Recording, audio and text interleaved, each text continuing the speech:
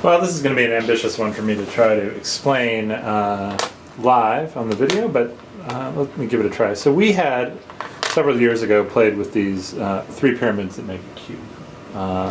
They're small, but hopefully you can see how these pyramids fold up and make a cube, and hopefully that'll stay cube-like.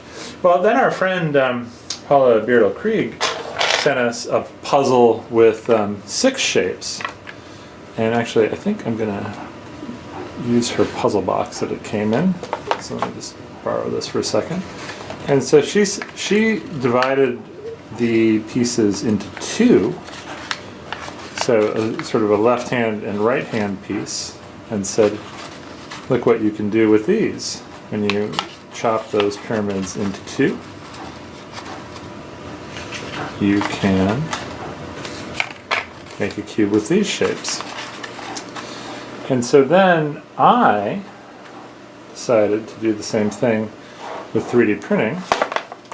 So here's either the left hand or the right hand shapes. But you'll notice that 4 popped out of the cube.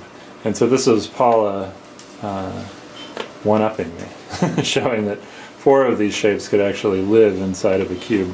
So here's, I don't know if these are the left-handed or the right-hand shapes, but these are, whatever those ones are, these are the opposite ones. And sure enough, we can take one of each of these and put them in the box. Let's see if I can figure out how to do this correctly. There we go.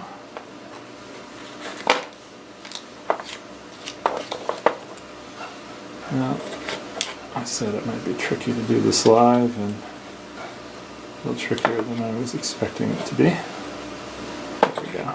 Is it like that? No. Sorry about this. There. And then one of these, and one of those. And then we have our 2 boxes.